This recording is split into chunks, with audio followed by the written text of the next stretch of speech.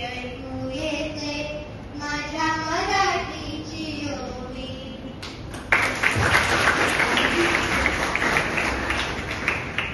सादर करत आहे शार्दूल केकरे. भिंतीलाही कितीतरी का दिसतात म्हणे, दिसत नाही ऐकतात तरी कशी पण जणे. गाजराची पुंगी मला दाखवाल ना हो जरा.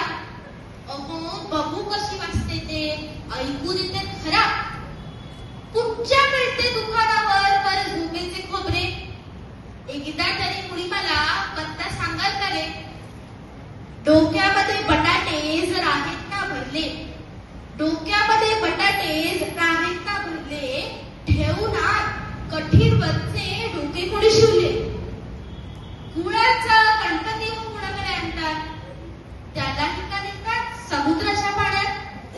अहो विचारल्यावर असले काही प्रश्न सत्रांदा, विचारल्यावर असले काही प्रश्न सत्रांदा, आई म्हणते आलाय मोठा अकलेचा कांदा. धन्यवाद. अजून एक धमाल कविता आता आपण ऐकूया. कवितेचं नाव आहे मोठ्यांचे अर्थ. सादर करत आहे अर्नेश खरे. आई म्हणते पाहुण्यांना बसा चहा टाकते, टाकते म्हणजे चहा करून कपात भरून आणते. आजी नेहमी कुरकुरते कामात ठाम गेले, गेले म्हणजे शक्तीपेक्षा का जास्ती झाले. बाबा म्हणतात चिरंजीवांनी छान दिवे लावले, म्हणजे समजायचे की मी करू नये ते केले.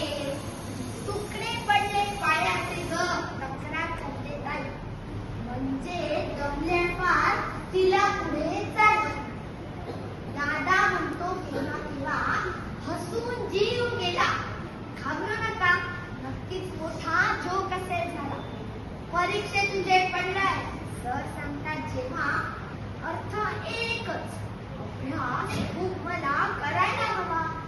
अशी सारी मोठी माणसं बोलतात म्हणतात काही, समजून घेतो म्हणून तेवढं माझं अडत नाही. सादर करत आहे वेदांत फडके. पिंकी इंग्लिश शाळेत जाते, मी तिला फार भेटतो. ती बॉटल ड्रिंक करते, मी आपला पाणी पितो. झाडे झाडे इंग्लिश शब्द तिच्या तोंडात खूप सूट. माझ्या पायात साधी चप्पल, तिच्या पायात छान बूट. ती म्हणाली केक या शब्दाला मराठी शब्द कुठला.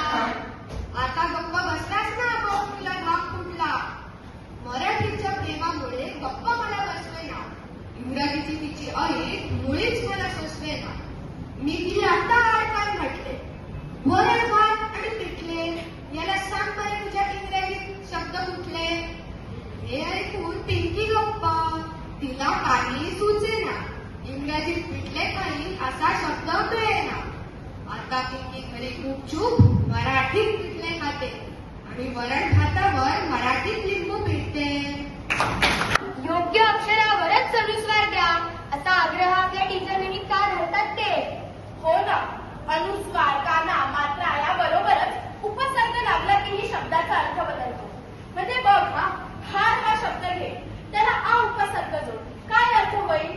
आहार म्हणजे भोजन अन्न. आता प्र सोडून बघ, प्रहार म्हणजे आघात. आणि वी सोडला तर विहार म्हणजे फिरणे.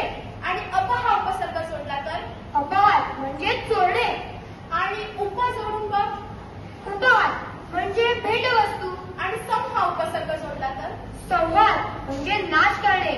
खरंच उपसर्ग बदलला की किती वेगवेगळ्या अर्थाचे शब्द आपल्या